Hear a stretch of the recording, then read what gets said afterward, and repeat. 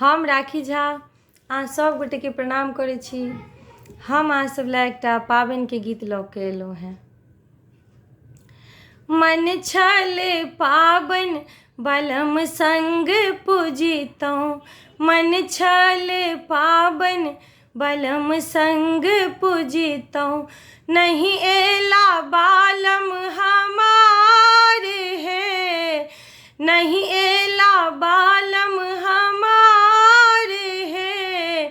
मन छल पाबनि बलम संग पूजितौं, मन छल पाबनि बलम संग पूजितौं, नहीं एला बालम हमार है। सासु दर्दी दर्दो न जानी, सासु दर्दी दर्दो न जानी, नहीं देलक भार पठाई है, नहीं देलक भार पठाई है। मन छल पाबनि बलम संग पूजितौं, मन छल पाबनि बलम संग पूजितौं, नहीं एला बालम हमार है, नहीं एला बालम हमार है।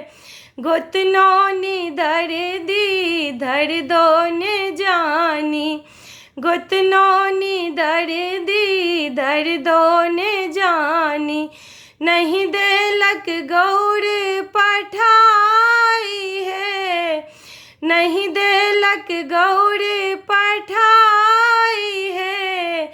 मन छल पाबनि बलम संग पूजितौं, मन छल पाबनि बलम संग पूजितौं, नहीं एला बालम हमार है। ननदीनी दर्दी दर्दो न जानी, ननदीनी दर्दी दर्दो न जानी, नहीं देलक लहठी पठाई है, नहीं देलक लहठी पठाई है। मन छल पाबनि बलम संग पूजितौं, नहीं एला बालम हमार है, नहीं एला बालम हमार